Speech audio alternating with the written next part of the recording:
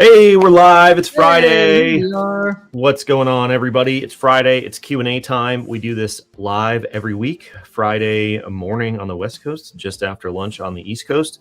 We'll take your questions in chat on YouTube, on LinkedIn. You can go to CUIHotline.org and fill out the form. There's a number on there that you can call and leave a message, and we'll play it on the air if you want to. And we'll go through questions, big, small, all across the spectrum. Different stuff about DFARS, CMMC, NIST, everything in between. We do it every week. Daniel, how's it going? It's going great. Just another week in the world. Back-to-back meetings talking about CMMC. Some people still thinking it might not happen, but I'll say this, the trend is ticked up on people that actually believe it's happening. I was talking to you yesterday, Jacob. It's like you can kind of sense the tension in the waters, if you will. And people are starting to come and say, I have to be certified by end of year. Have to be certified by end of year. Different industries, law firms, construction, manufacturing. Like that was 1 day worth of calls, all three of those industries with the same, or if not very similar narratives, which is interesting, right? It's not like they all went to an NDIA event, right? They all are realizing that this thing ain't slowing down and Doge hasn't killed it yet. And Doge is about to, go away, if you will, if Elon departs next month, and they're like, oh my gosh, like this might actually happen. And they're like, if it happens, that means we got to have it. If we don't have it, then we don't get business. And anyways, it's just very interesting to see people starting to put it together. Yeah. I call it's the second wave of early adopters. It's like we had the that's first a good way wave, to put it. Yeah, but this is that's like a good way to put second it. wave of people cluing in, minutes before the race starts that, oh, I've got to run this thing.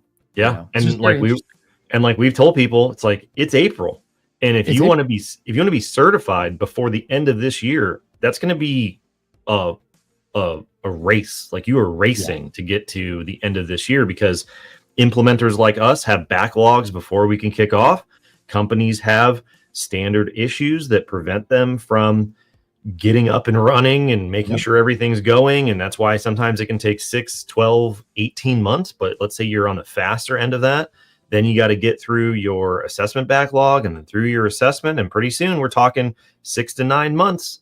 And you got holidays, you got summer slowdown, you got employees taking vacation for their kids' school and blah, blah, blah, and whatever's going to happen, just normal stuff.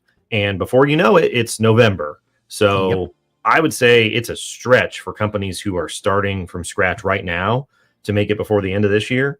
And if companies are waiting until the fall, let's say like we're going to see it in contracts late summer, early fall. If you're waiting for the fall to get started, you're not getting certified till the end of 2026, probably. So if you need to be certified by the end of this year, you need to call somebody. We got a number.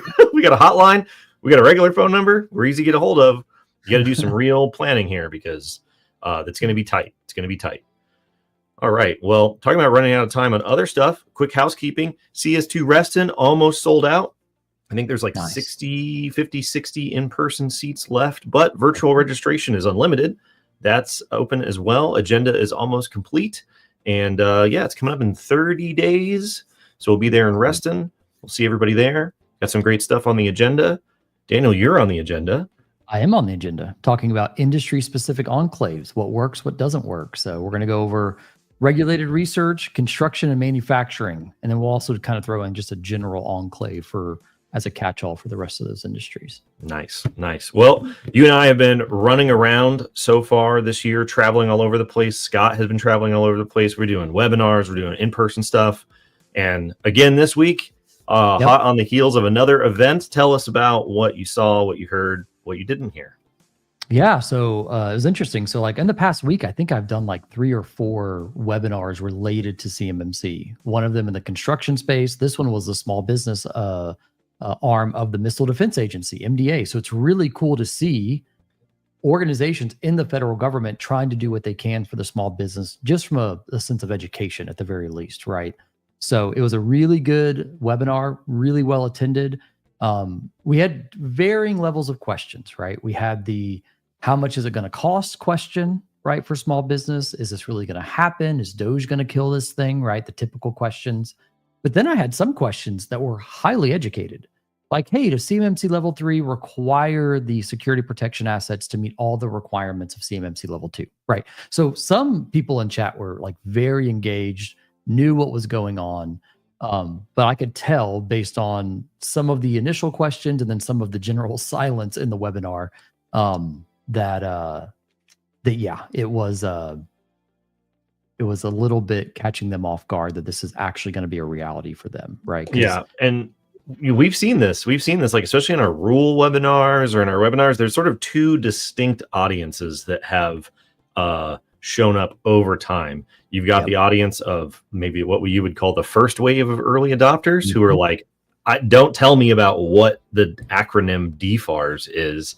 Like, I know what CMMC is. Tell me about FedRAMP for security protection data or these specific scoping questions. You can tell they're very far along on their journey. And then you have other people who are like, what is CMMC?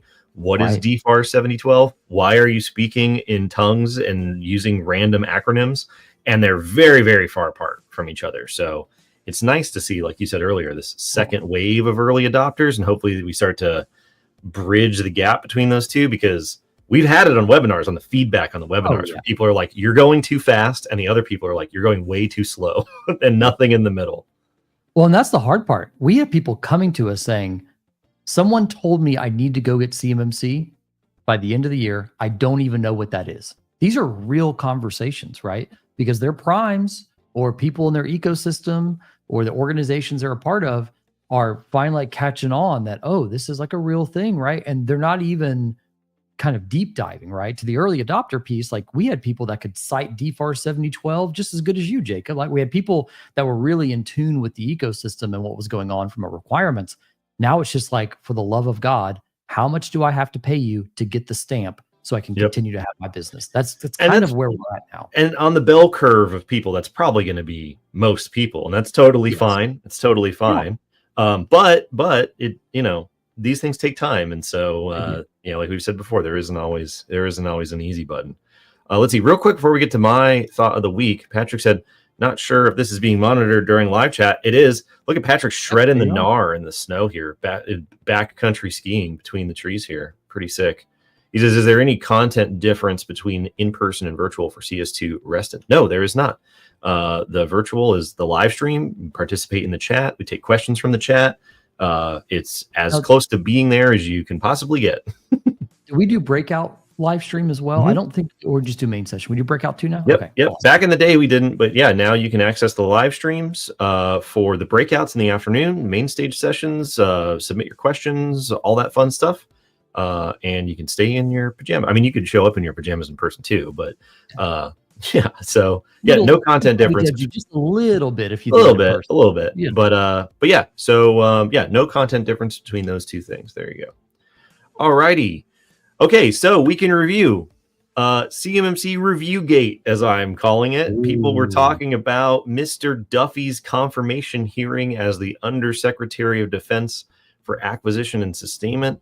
And, Katie Arrington comes in, and now she's working as the DoD CIO, the face of CMMC under the first Trump administration, and now the face of CMMC under the second Trump administration. She says multiple times on LinkedIn and other places, CMMC ain't going nowhere. We're back to business. The delays under the last administration are over with. Everybody strap in and get ready. And it's mostly crickets, right? Other than her announcement, like nobody really paid attention. Then Michael Duffy goes through his confirmation hearing in front of the Senate Armed Services Committee to be the Undersecretary of Acquisition and Sustainment. And in his prepared comments before the hearing, there were some questions about CMMC, and he was like, yeah, we're going to review the program. Headlines everywhere. Headlines. Breaking news. Oh my God, we're reviewing the program. To be fair, review the program, for those of you who've been around for a long time, means something under CMMC 1.0, because reviewing the program took 9 months. It was paused. It led to CMMC 2.0. This is not the same type of review. If you read through his comments, I had a post about this yesterday on LinkedIn, very boilerplate, talking about reviewing things in addition to what is already required, because it's already a black and white regulation. CMMC doesn't belong to the Undersecretary for Acquisition and Sustainment. The policy belongs to the CIO, who is Katie Arrington. The only thing that the Acquisition and Sustainment Office is in charge of is the 48 CFR rule, which is just a revision, right? This is not some massive overhaul of the overall CMMC program. But what people might find interesting is something called the Forged Act, because if you actually heard of that. It was something that was submitted by one of the Senate Armed Services Committee members under the last Congress, the 118th Congress. Didn't go anywhere, but he references it multiple times during his testimony, where he says this is a great example of getting regulation out of the way of industry, right? And it lists 285 different things, statutes and regulations that go into defense acquisitions. And it lists things from like the FY 2017 NDAA and 10 US code and all kinds of stuff. Hundreds and hundreds of these items. And you know what item is not on that list? Is it CMMC, Jacob? It is section 1648 of the FY 20 NDAA, which is the provision that specifically led to the creation of CMMC. So if the further you dig into the actual testimony, the more you'll say, oh, like you need to take the headlines with a grain of salt, like, and listen to what they're saying in the actual testimony. So I should have a post sort of analyzing what those 285 things are. I went through and read every one of them, and it's not what you think it is. So there you go, everybody. Make sure you double check what the headlines are telling you. good old playing politics, right? Just DM her on LinkedIn and ask her. You can just ask her, be like, is it going away? And she'll tell you. Not going away. All righty. Okay, so this is what we talked about earlier. Probably the most common question that we've had over the last 2 to 3 weeks. We need to be certified by the end of 2025. End of story. What do we do first? Well, the question is, understand where your CUI is, build a plan to protect that CUI. And here's a little bit of a unique gotcha. I was actually having this conversation this week. People are like, I have to protect all of my CUI for CMMC. And I'm like, well, the answer is kind of yes, kind of no. And I got a little bit of like, oh, really? Well, do explain, right? Well, DFARS 7021, which will be the pending contractual obligation inside of your contract, right? 48 CFR will tie to that, of course. That's going to be a net new contract requirement. So any CUI generated or received on behalf of the contract with that clause is going to have to be in the certified boundary. However, your legacy CUI, we'll call it pre-CMMC CUI, you still have to meet DFARS 7012. You still have to have a SPRS score about the protection of that data and where you're scoring it. But all of that doesn't have to meet all 110 controls if you have exemptions from DoD CIO or some sort of plan of action, right? It's the POAM loophole, I think, Jacob, we've talked about before, right? Was if you have it on the to-do list, that's good. However, CMMC gets rid of the to-do list, if you will, outside of enhancements. And so when you're looking at this, people need to understand where your CUI is and where it's going to be if you are awarded a contract with CMMC requirements. Do I spin up an enclave and I can put all my CUI and work on it in there? Or is that CUI, come CMMC time, going to also have to be everywhere where my current CUI is? And if that's the case, you probably got to lift and shift and move everybody into that environment, right? So we're looking at migrating to a GovCloud, licensing for a GovCloud.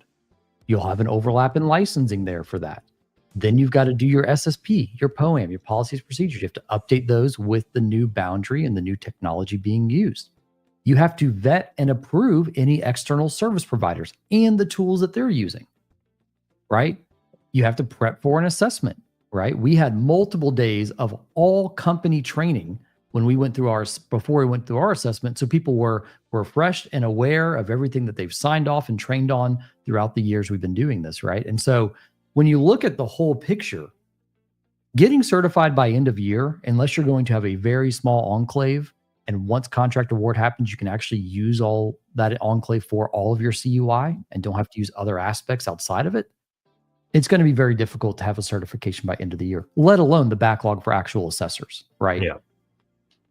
Yeah, for sure. And I mean, that would be my first question, big picture, is like, are you sure you need it by the end of 2025? And the sort of analysis that we've been providing to people as we've been going around through Q1 has been your CMMC assessment lead time, as we call it, is a function of your implementer's backlog, however long your implementation and spin up is, and then the assessment backlog.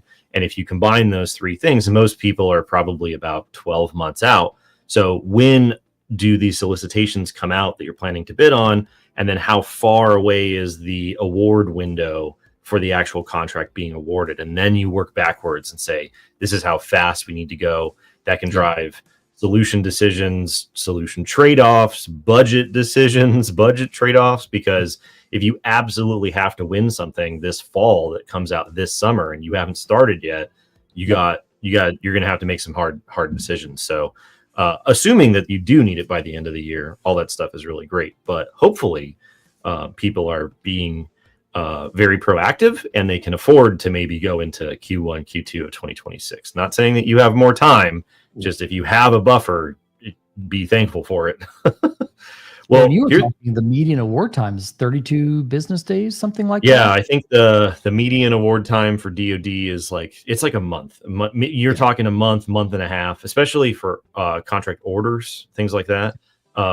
Basically, unless you are going for direct award contracts of like $50 million or more, you have a handful of months, maybe, between the time something is solicited and the time something is awarded.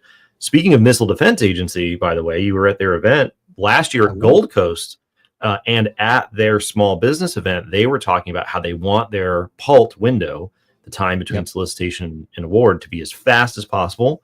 So they were going to, what they call ride on GSA paper. They were going to put MDA orders onto GSA contract vehicles for the sake of speed. And my first question was, are you going to have CMMC requirements in there? And they're like, yeah, like we're just riding along on that vehicle. It's still our set of requirements. So we're going to see MDA orders under the umbrella of GSA with CMMC requirements on it, and they're going to be awarded like 30 days after they come out. So wow, that will 100% happen. But here's a related question: when you're talking about small enclaves, we got to go quickly. Yeah. So okay, we set up this small enclave, we set up this beachhead, we started using one of these like easy button solutions, but through the way our business operates, I got to take that data out of this enclave. So now what?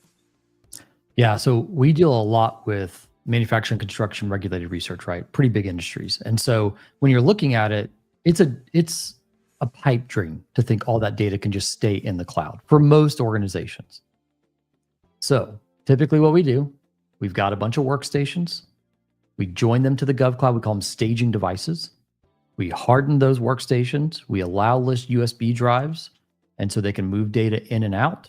We do site-to-site VPNs if people need to print or plot or actually connect to OT environments or licensing pooled servers or things like that.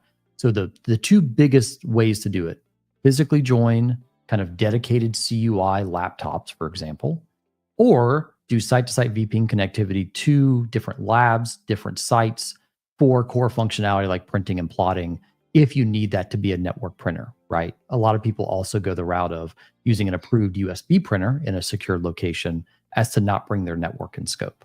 So either VPN or physical device joins to the GovCloud that are separate from your corporate network. Those are the two major ways to get data exfiltrated out, outside of some other things, right? You have an SFTP capability in the Azure Gov Marketplace, right? So secure file transfer protocol, kind of like a web portal you can download. You can also send links out of 365. You can send emails, of course, with attachments. So there are a few ways to do it, depending on the type of data you need to have pulled out or put into that environment. Yeah, and this is this is one of the trade-offs I was talking about earlier. If you got to go fast and you got to set up this essentially temporary solution, then you're gonna a lot of times end up with the situation where the way your business operates can't necessarily experience a total lift and shift cloud and compliance transformation. If you can't operate your entire business in that enclave, then eventually you're going to have to deal with the fact that that data's got to come out. And so, we see this a lot in the marketing claims, or even in sometimes when people talk about government provided cloud solutions, you're like, that will work for the people that it works for. But a lot of companies can't just port their entire business into this one environment. They can get around with it. Sometimes they can, but it's not a universal solution here. Well, here's the gotcha that a lot of people are trying to find the fastest solution right now, which I completely understand with the time crunch they're under. However, again, if the CUI cannot operate solely in their post-contract award, and there are what DoD says in the CMMC L2 scoping guidance, significant architectural boundaries, expansion of networks, or the other two being mergers or acquisitions, then you will have to be prompted to go get recertified. Yep. So you don't want to do all this work, get certified, change your boundary, have to go pay another 40 to 80K to get certified again. It's best, if at all possible, to try and design with 3 years in mind. A little bit of a rhyme there. So try and do your CUI, CMMC design with the, somebody whiteboard, with 3 years in mind, right? 3 year being the certification period there. So that's my recommendation, if at all possible. If not, do a stopgap for an enclave, but just know that you might have to pay prior to your 3 year certification renewal because of changes you'll have to make post-contract award. Yeah, gotcha. All right, Dustin asking for a friend says, what is your take on legacy CUI data in 365 commercial now that Microsoft is no longer carrying their ATO? Asking for a friend. I love this, Dustin. So last October, I think, when Microsoft announced they're not renewing the FedRAMP moderate baseline based on the new guidance, ironically enough, from the DoD CIO about equivalency. And so they dropped FedRAMP from the Microsoft Commercial Cloud. One note, Azure Commercial still has it, but M365 Commercial lost their FedRAMP moderates baseline or authorization. And so the bad news is you got to get it out of the environment. So there is no wishing, there is no magic voodoo you can do. There's no Microsoft M365 G10 license you can buy to get FedRAMP back in commercial. You're going to have to migrate that data out of that cloud, either into the Microsoft Gov Cloud, back on-prem, because you will not be able to pass the CMMC certification with it. Now, here's a loophole that not a loophole. SPRS doesn't have a checkbox for all your cloud providers that have CUI FedRAMP, right? They're doing it based on the DoD assessment methodology, which is just NIST 171 Rev 2. Right. So pre-CMMC world, they're assuming, based on your contractual obligation, that you are doing FedRAMP for all those, unless for some reason you have an exemption from the DoD CIO, which I would probably find very rare. But long story short, you got to get the data out. No longer compliant, you will fail an assessment. This is a really big problem for multinational organizations with multi-geo M365 commercial deployments because it lost its FedRAMP. And they're ineligible to have the Gov Cloud unless they have a US presence. So if you're in that situation watching this live stream, feel free to reach out.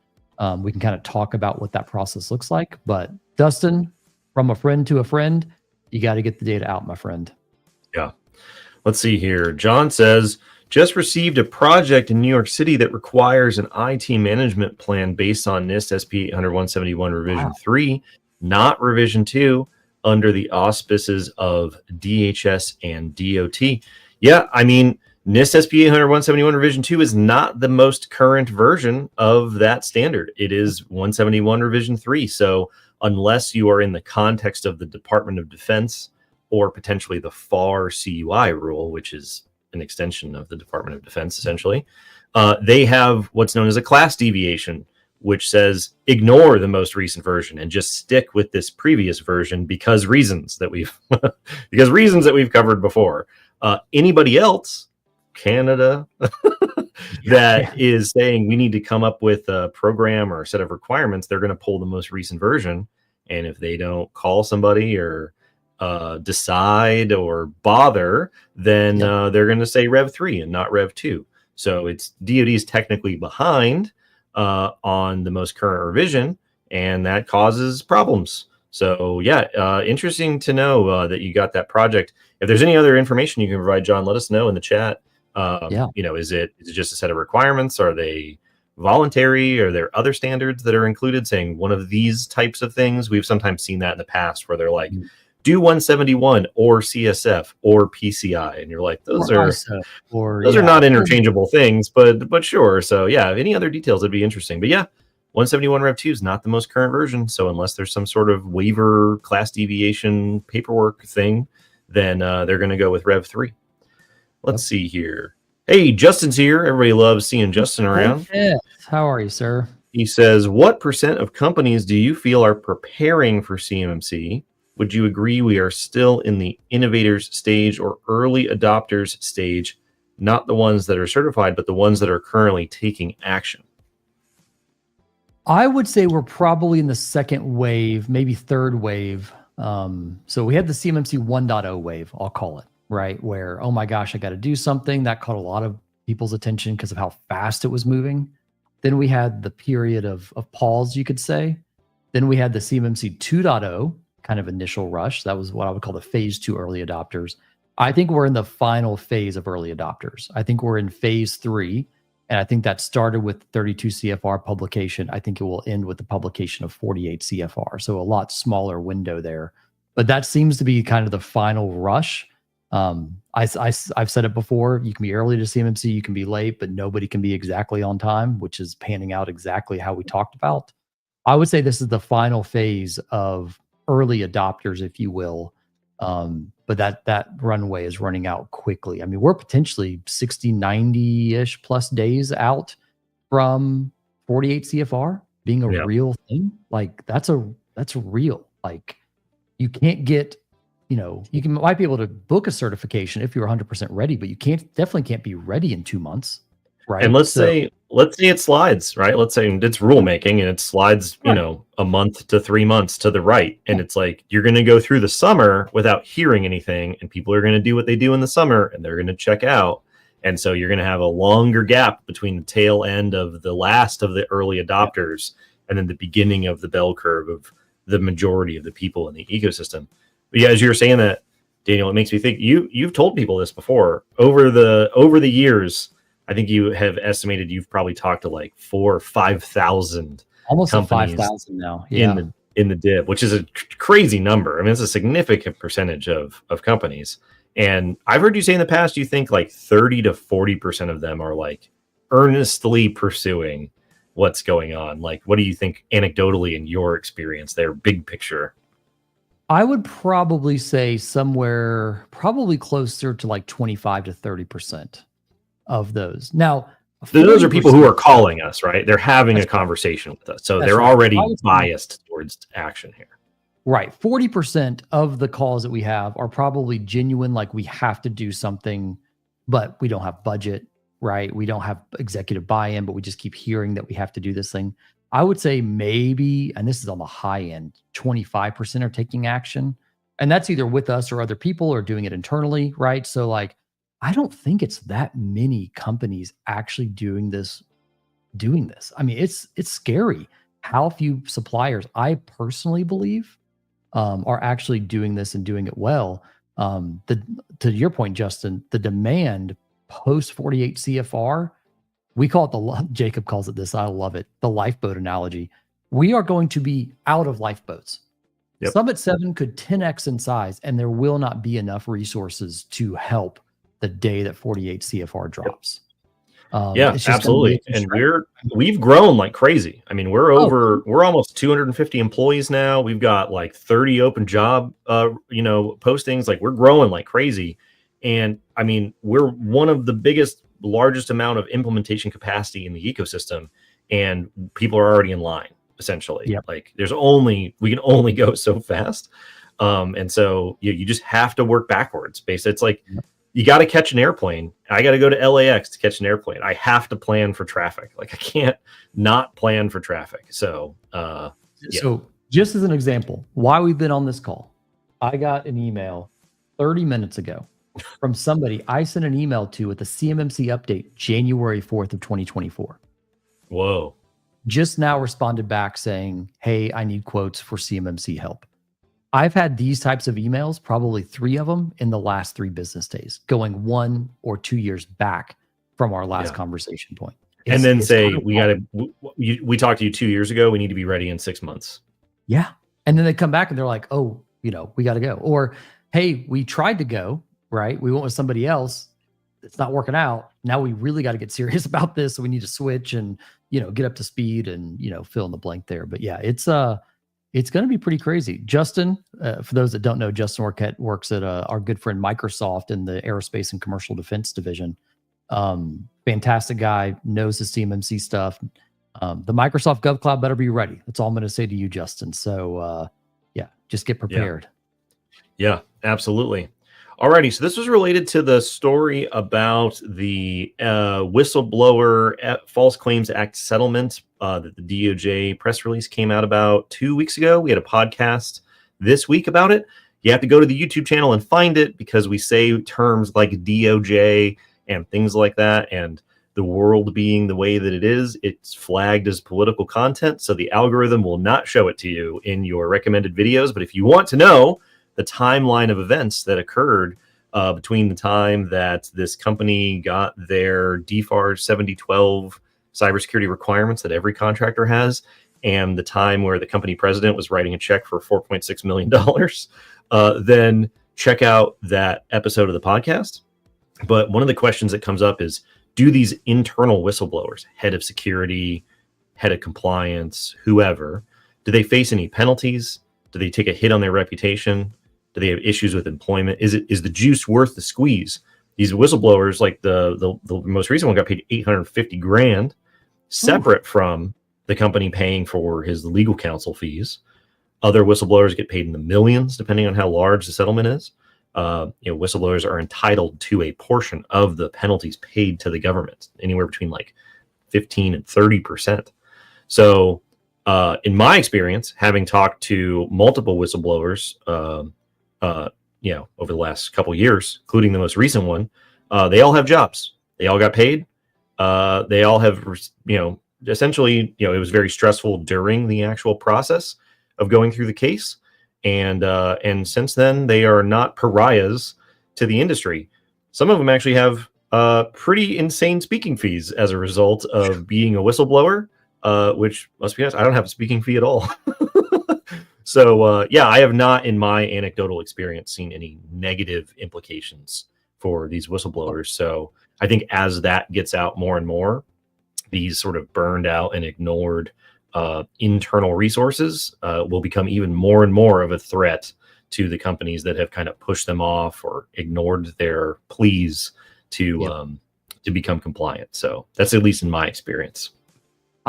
What's funny is Jacob Hill interviewed the Georgia Tech whistleblowers, and I think one or two of the guys still work for Georgia Tech.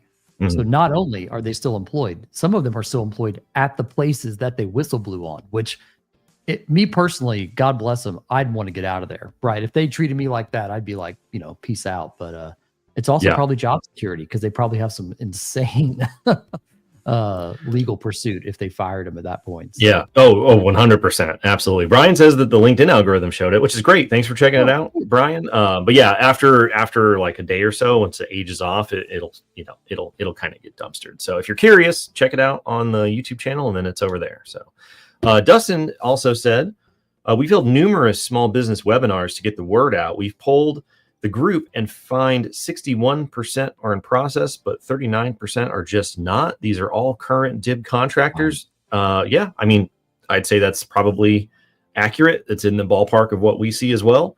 40 to 50% of companies. The one that I always think of is the MXD report that came out several months ago. It's the DoD's sort of like manufacturing fusion center kind of deal. And they released a report where they asked contractors about their compliance requirements. And almost all of them are aware of what CMMC is. They know that they have to do it. They're pretty sure they know when it's going to happen. And most of them have not started at all. So it's a gamble. Business is about taking risks. So just make sure that if you're going to roll the dice, you know what the probabilities are, because if you come up short, you're going to come up real short. So yeah. I'd be interested for like one additional piece of that question. It's like, how many of you have started? How many of you already moved to a compliant cloud providers? And then how many of you haven't started? Because what I've found in similar polling, even that we've done, a lot of people think they've started, right, with documentation and all that good stuff. The biggest lift, technically, they haven't done yet. like the largest impact to the organization they've been delaying. And that's the problem that we're seeing a lot from a kind of a mad rush perspective, people needing third parties to help them do that implementation. Yeah. And that's where that backlog problem comes into play is, anyways, just very interesting stuff. So yeah, I saw a Reddit thread the other day and it said, hey, what are you seeing most commonly trip people up during their assessment? And it was scoping, data flow diagrams, and those were the two big ones. Scoping, data flow diagrams, and I think documentation was maybe like the third one there. So this is why we're seeing a lot of these. We need to have Fernando back on the program here pretty soon. This is why we're seeing a lot of companies that scheduled their assessments ahead of time, ballooned the lead time for assessments, and now none of them are qualifying for assessment, and they're all getting false starts because they don't have a data flow diagram. They don't have they're just not set up for an assessment, which seems to be. Dustin, keep doing education, man. Get out there in the supply chain. Keep doing your webinars. The more education, the better out there to them. Yeah, you can't say it too much. This is my main critique of the DoD is that they have this philosophy that if they say it once and it hasn't changed, they don't need to say it again. And that's not true. There are sort of evergreen, eternal topics that you can go over. Next week, actually, breaking news, everybody. Next week is episode 100 of the Sum It Up podcast. Wow. And we're going back to our roots. We're going to talk back to 101 ABC blocks, primary colors of what it all is. And we're going to start all over again. So we've gone off on crazy tangents here and there and everything in between, everything adjacent, but you can't talk about what DFARS 7012 is, what CMMC is, what CUI is enough, because we hear the questions every day, and that's just what the job is. No big deal. But yeah, episode 100, pretty cool. Alrighty, let's see here. Also a common question, RMM tools and CMMC. First of all, what are RMM tools? And what is the problem in the context of CMMC? Why is this such a common question? All right. So Ryan Bonner and I actually did a talk on this last year, maybe 2 years ago. I think it was last year, though, at CS2. So RMM tools, remote monitoring and management. These tools, Kaseya, SolarWinds, ConnectWise, Datto, what's another? Ninja RMM. So those are just kind of some of the names you may or may not be familiar with. But what they do is allow you to install an agent on a device that can do file transfers. It can run scripts against that device. You can remotely access, like a remote control function for support. And you can do quite a bit. They're very robust. They do inventory, application deployment. Like it's pretty great. Very useful for managed service providers. And most, either large organizations typically use it for internal, but MSPs will almost always have this tool called an RMM tool. And so an RMM tool can do a lot of things, the Swiss Army knife of the MSP toolbox. And so when you're looking at it, there are certain things like capturing screenshots, disable file sharing, making sure the remote connection is valid and you're not capturing anything that's CUI. So there's several things that an RMM tool does that you would either have to migrate to a compliant RMM tool. So we had to self-host ours in Azure Government because we couldn't find a FedRAMP version, or you have to go through the disabling process of some core functionality just to make sure that you can continue to use it and mitigate your risk of CUI exposure in those tools, right? You can't move a file from that endpoint through the Kaseya cloud, for example, or ConnectWise cloud back to your device, right? And vice versa, because if that's CUI and it's transmitted through their cloud and their cloud's not FedRAMP, we have a problem, right? So when we're looking at RMM tools, the biggest one is either you have to disable functions of the RMM tool to keep it compliant and inside your boundary, or you're having to look to self-host, or I believe Ninja RMM, I think they're in the process of authorization right now. Ninja RMM will likely be the first FedRAMP RMM tool when that becomes available. And so they're going to clean up a lot in the DIB space because they're going to be one of the very few, if not only, compliant remote monitoring and management tools out there. So anyways, that's what that looks like. Yeah, there you go. Let's see. Does Summit 7 support Mac OS or iPad OS, corporate owned and managed by Intune? As the extra detail there.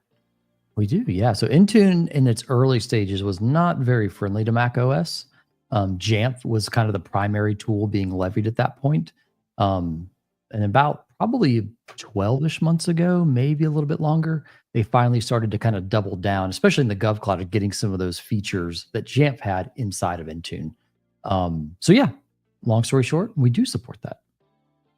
All right, rapid fire here. Help me understand device joins and migrations. So people ask us a lot of time, Daniel, what's the major user impact of moving to GCC High, right? What are my users going to potentially crucify me for having them have them do? Or downtime for them, right? And the classics happen, right? You've got to re-enroll your mobile device. You've got to, set up a different Outlook profile, resend your Teams invites, right? Because now you're in the Gov Cloud. I would say, no more than kind of 2 hours of self-service work post-migration per user that they can do themselves, right? However, if your physical devices are direct joined into your Microsoft commercial cloud, so you're not using local Active Directory, right now you have to disjoin and then rejoin that device into the Gov Cloud. So that creates a new user profile. That just creates a bunch of headaches for IT personnel. And that is not really a self-service feature, you could say, if you will, that you don't want users to have administrative rights to be able to do that. There is a tool out there that we've been testing. Some of you might be familiar with the tool called Quest. It was a standalone tool, then Dell bought them. I think Dell sold them off again because that's kind of what they do. That claims that they can help automate direct join device moves from one tenant to another. So we're testing to see if that actually works in the Gov Cloud to try and limit that burden, if not fully eliminate it. But yeah, right now, the way it is, you have to disjoin and rejoin every single one of those devices. So I talk to organizations that have 300, 400, 500 direct join devices with an IT team of like 2 people, 3 people, and they have to disjoin and rejoin all of those over like a week period or 2 weeks. I mean, you're burning the midnight oil, right? Yeah. I mean, it becomes a very laborious process, and you end up with some upset users. So just in case you're in that situation on this live stream, a lot of people as a stopgap will deploy virtual desktops so users can at least get into the new environment to do all of their work with the applications that they need as a stopgap, right? Until they can actually get to their physical device to disjoin and rejoin. So just be aware of that. Nice. Justin said, for people who it's relevant to, check out Intune support for Apple Intelligence. It's currently available on GCC High. All companies should be using this, in my opinion, if you have Apple devices, like we did in the previous question. So more and more features available on GCC High over time, which is always nice to see. Okay, so speaking about joins and migrations, what's the biggest mistake that companies make with migrations? At a high level, I usually see people underestimating the amount of time that it can take. They think it's just sort of pressing a button and you just pop up in a different in a different area. But what would you say here? Timing is definitely a big one, especially if you're a really large migration, right? We're looking at multiple terabytes. There is throttling between the commercial and Gov Cloud, so the tools themselves are great. However, Microsoft, to not bring down the data centers, does cap how much data you can move on a daily basis. That usually sits somewhere between about 200 to 400 gigs, depending on the workload, right? SharePoint or Exchange, so forth and so on. So that's one small thing to kind of be aware of. The biggest thing outside of the device join thing that we talked about is organizational change management and communication plans as part of that. One thing that we learned very early on, because we initially started Summit 7 years and years and years ago, did a lot of enterprise work. And when you're working with large enterprises, communication plans are a must, a requirement for any project. And we brought that in when we started doing a lot of small business work, 5, 6 years ago, right? And we're like, hey, this is valuable to the 50-person shop as well as the 5,000, 50,000 person shop, right?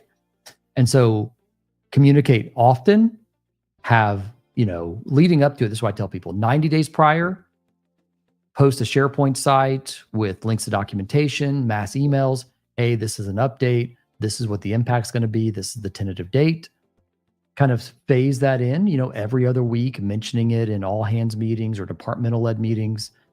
60 days prior, make it more consistent, once a week touches. And then 30 days prior, multiple times a week, potentially start hosting lunch and learns if at all possible, record videos on the user self-service pieces of it, right? What they're going to have to do. And then week of, at least the first 3 or 4 days prior to the actual migration cutover, have daily kind of open door Teams meetings that you can join or anybody can join to ask any question they might have, and push every day, documentation sending out. Users, they don't read a lot, at least when it comes to technical bulletins, as I'm sure many of you are aware. So that constant communication is good for them to constantly see in front of them and bringing it top of mind, but also it's good CYA for you, right? If a user, Joe, were to come to you and say, oh, I didn't know we were doing this. Well, I've communicated about 30 times over the last 90 days that we are absolutely doing this, and this is the impact, and this is the downtime. So anyways, just be aware of that. And that's one of the biggest headaches outside of the device piece that we talked about. Yeah. Ryan said, wouldn't a virtual desktop option be a better long-term solution than joining the endpoint to the GCC high tenant if you have to exist in both worlds, commercial and GCC? Yes. Oren, you're absolutely right. So if you're going to go an enclave route where, maybe 50% of my work or 30% of my work is in, probably less, probably like 30% or less is in the Gov Cloud, I would say, yes, do a virtual desktop into that environment. Keep your physical device commercially joined to your corporate network. However, and I used to say this number is 15, and I honestly still believe it's probably 15%. If the work you're doing is over 15% in the Gov Cloud, probably 15, 20, 30%, depending on what type of work you're doing, you might want your physical device joined if that's where your primary residence is, right? People hate context switching, and you want to ideally have them doing the work to the highest level possible if it's going to be a high volume of work, right? Because then they're not as likely to make a mistake. But yes, if you're only spending a fraction of your time in the Gov Cloud, virtual desktops all day, Azure Virtual Desktop, Windows 365, those types of solutions are really great fits. Yeah. Michael also said some lessons learned on migrations. Some features don't exist in government clouds. Look at the Microsoft roadmap to be aware of commercial features that will be lost. Let me rattle off some of the top ones. And Justin, if I'm missing any, please let me know. The actual version of Windows Autopilot, Microsoft Autopilot, hugely adopted, not fully baked in GCC High. Copilot, not there yet. That's anticipated late this year. It was summer this year. I think they pushed the deadline a little bit. What's another really good one? Viva isn't fully baked, but I don't know a lot of people using Viva. Your core functionalities, your OneDrive, Exchange, SharePoint, Teams, that's primarily there. Teams App Store doesn't have third-party apps, is another really good one. It's all like Microsoft native apps. So those are just some, just kind of off the top, as well as audio conferencing and phone system. You do have to bring in a third-party provider to do direct routing. Microsoft does not host natively any voice services. So yeah, those are some hot ones, hot takes, if you will. Michael, you're absolutely right. Feature parity is really important to discuss, especially if you're using some, what I would call non-primary Microsoft services like, Viva and stuff like that. Especially if you went through a cut rate managed service provider and they migrated you into the wrong cloud and didn't tell you until it's assessment time, which is a 100% true story we've seen multiple times. Oh yeah, at least 3 times I've talked to people that they moved them into GCC, not GCC High, and they only found out months or years later that they've been in the wrong cloud the whole time with export control data. Yeah, man, it's wild there. All right, some policy questions here. Do you think the DoD will push the CMMC timeline out farther to the right? No, I don't. Not by choice. Not by choice. Absolutely not. I think that if anything, they will try and move the timeline as close to the left as possible. But we are still in the rulemaking process. And anybody that's been paying attention for any amount of time knows that rulemaking is a black box and there's a lot of stuff that goes on. There's a lot of red tape. There's just a lot of, doesn't matter how efficient you're trying to make things, depending on the language of the times, it's still rulemaking. So we estimate based off of our analysis and everything we know about rulemaking, which is pretty robust at this point, that the general ballpark of when that 48 CFR rule should be published should be sometime in the summer. That could be June to late summer, which means that then it would be published and then it would go into effect after a delay. And so you're talking about the beginning of DoD's phase 1 starting late summer into the fall. These are very general estimates. Could that shift to the right? Sure. Is that DoD consciously shifting it to the right? No. So I don't think DoD is going to actively seek to move that to the right. One lever that they do have to move things to the left, if you will, is that, as we've said a million times, DoD's phased rollout does not mean that there will be no CMMC level 2 third-party assessments in the first year.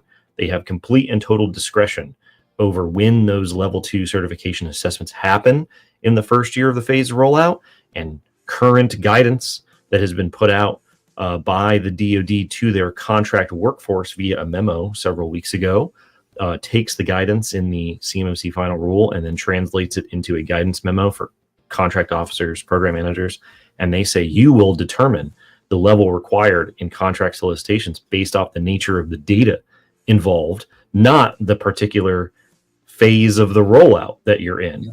So if you're going to be dealing with the data, the second that the rollout starts, you're likely going to need to get the level 2 external assessment. The self-assessment rollout part is not the driving factor in the policy here. So that's one way to keep things. Those are federal requirements, the DoD requirements. Not if you're a sub and a prime, your prime could jump this on you earlier than that. Yeah, absolutely. So when that phase rollout starts can shift, even if the DoD doesn't want it to, but they can shift within that phase rollout very, very far to the left, right at kickoff there. So, okay, what's the transition plan for NIST SP 800-171 revision 3? Well, in the context of the DoD and the DoD supply chain, what we have heard is that CMMC 3.0, if you will, the update to the CMMC 32 CFR regulation, that is currently underway inside the Pentagon, and that is going to update the CMMC program from 171 Rev 2 to 171 Rev 3. Currently, in your current contract clause 252-204-7012, it says implement the most current version of 171, which ought to be revision 3, but there was a class deviation issued about a year ago that says don't do revision 3, only do revision 2. So I assume that the way that the dominoes will fall is that we will get the CMMC 3.0 proposed rule probably end of this year, early next year. We'll do public comments. Wow. Probably, right? So we'll get at the end of this year into beginning of next year. We'll get public comments. They'll adjudicate those comments. We'd probably see that maybe late 2026 as the final rule, and then they'll just issue the updated class deviation for DFARS 7012. It says now you're going to do Rev 3, and they'll just sequence it the way they did for Rev 2 until one day when they do revise 252-204-7012. But that's a bigger issue. They can just keep cycling these class deviations to match the CMMC final rule forever. So I assume that's probably the simplest way. Simplest is doing a lot of work in that sense. That's the simplest way to make this all work. I assume that's what the overall transition plan will be for most people. Okay. How do you recommend handling licensed users across company email or data via personal devices? Yeah, so this was asked the other day, and also, a really valid question because a lot of people don't understand the scope. So, and then the reason I say that is when you're scoping users that are in GCC High, right? The most common one that we see that's what we would call a kind of fringe case is the GFE user, government furnished equipment, right? They don't have a company asset, but they are going to connect to GCC High for what we refer to as pay stub and potlucks, right? And the question is, what kind of licenses do they need in order to access the cloud? Well, we've got to have multi-factor. We enforce that with conditional access. So we have Intra-ID P1 license at a minimum there. We've got Intune because most of these people allow BYOD devices, right? So they can get their pay stub on their phone and open it up and things like that. And then the one for government contractors sitting on base is Purview, right? So they need to be able to open sensitive information and or create and tag. The create and tag is not usually as common, but at least be able to open and recognize, yes, we have Purview labels on this data, right? Could just even be your social security number or something of sensitive nature. So we end up recommending the M365 F3, and that connect with DLP because that's an add-on to that license. as well as the Defender for Office 365 Plan 1. And that would be kind of the minimum baseline, right?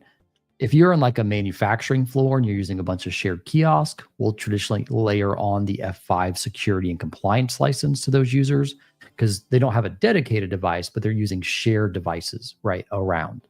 So there's a couple of different options there, but just having like an Exchange Online Plan 1 license, which a lot of people do, is not sufficient to make sure that that data actually is protected. And if you're connecting to the GovCloud and have access to SharePoint, all these other things, we just need to make sure they're protected to the same level. Less productivity requirements, right? Less need on that, but still the same security and compliance baseline. Nice. All right. Dustin said, is there an issue with using GCC for CUI with IL2? Sorry for all the acronyms, everybody. And have no need for IL4 or ITAR, EAR. So can I put CUI in a GCC environment? So basic CUI, yes, you can put it in GCC impact level 2. Once you explore specified CUI, and this is kind of the trick because technically all data on behalf of DFARS 7012 is specified, but specifically ITAR, EAR, no foreign markings, anything above and beyond NIST 171 Rev 2, that's where you would need to look to put inside of GCC high. So yes, long story short, you can put basic CUI in the GCC cloud. You need to put anything above basic CUI inside of GCC high. Oops, let's see here. Let's go with this. Don't want to delete Dustin's comment there. All righty. Does Summit 7 have a shared responsibility matrix? And if so, will you provide it to us? Yes and yes. So we have a marketingified version that I can send you if you guys drop me a message in LinkedIn so you can get an idea of our services and what we cover. And then on the other side of that, we have like what I would call a real one, which we go kind of line by line, the share responsibility matrix with who's actually owning it once people come into our managed service. So yeah, long story short, we've got both of them. And it's mapped to 171A, which should be your number one brightest, reddest flag is if they don't have an SRM, and if their SRM is only mapped to 800-171, alert, danger. Yep. You are setting yourself up for a horrible time. Alrighty, let's see here. We've got some awesome technical questions this week. Can I use MAC address filtering in my enclave? Not really. So this is the interesting part of a virtual desktop enclave. The way that the Microsoft world works, for those unfamiliar, if you physically join a device to a cloud, like the Microsoft Commercial Cloud, you can apply Intune compliance policies on that device that basically say, hey, if this device isn't compliant, you cannot connect to the cloud and get services. Exchange, SharePoint, OneDrive team. So it's kind of a shift. There used to be something called network policy servers, NPS servers, that would do that when you would connect to VPN, for example. This is the same concept when you're connecting to the Microsoft Cloud. However, you cannot do that per se with two clouds. I can't join my one device to two different clouds, commercial and the Gov Cloud. So if I'm doing virtual desktop connectivity from my commercially joined computer into a Gov Cloud virtual desktop, I need to have some way to make sure that they're not using grandma's computer, right? Corporately, I still want to have a level of protection against that risk that they're just popping open any computer, right? So a lot of people, what they're do is they will force them to log in through the corporate VPN to their corporate network and do trusted locations through conditional access policies saying, hey, they can authenticate to the enclave, but they have to be sitting behind this IP range, okay? One additional layer to that is some people go as far as deploying Radius and 802.1x and MAC address filtering to those corporately owned commercial devices to get on the network that the enclave would quote unquote sit behind from an IP perspective. So long story short, you can't use it directly with the enclave, but you can use it with the physical devices that you're using to connect to the enclave, if that makes sense. Definitely makes sense. All right, let's see here. Let's see. Last minute or so. This is a good question here to end on. Who determines whether an organization requires a C3 PAO assessment for CMMC level 2? The rule of thumb is your customer determines it. Your government customer will determine that based off the nature of the data involved in the contract that they're planning to award. If they have anything in the defense grouping of data types in the NARA CUI registry, you're going to need, by policy, a CMMC level 2 external assessment done by a C3 PAO. If that contract to the prime contractor requires a level 2 external assessment and that data flows into the supply chain, everyone in the supply chain below that prime contractor will also need a CMMC level 2 C3 PAO assessment. In this interim period before the start of the phased rollout, when CMMC starts showing up in those contracts, you will most likely see your prime customer, if you're a subcontractor, preemptively require you and say you're going to need to get this CMMC external assessment, even though we haven't been awarded or even bid on a contract yet. We don't even know if it will include the requirement because they need to have you certified necessarily before the data starts flowing into the supply chain. So ultimately, your customer will decide whether you need the external assessment. And if you haven't heard from your customer about which one you'll need, you should call them, because if you need to have it by the end of the year, you're pretty much out of time. So hopefully you don't need it until sometime in 2026. If you need any sooner than that, we're very easy to get a hold of. You can find us in our DMs on LinkedIn. You can email us. You can call us. You can call the hotline, CUIHotline.org. You come to CS2 Reston, which is coming up in about 30 days. Discount code is scrolling down below. There's only a few in-person spots left. We do this show every Friday. We do the Sum It Up podcast every Thursday. Daniel's got a new podcast where he's doing deep dive interviews with people around the ecosystem. Tons of content, tons of blogs, tons of good stuff. If you find this after the stream is over, you can leave comments, questions, praise, and adulation in the chat below, and then we'll queue it up for next week. So, yeah, we'll see you guys next week. Have a good one, guys.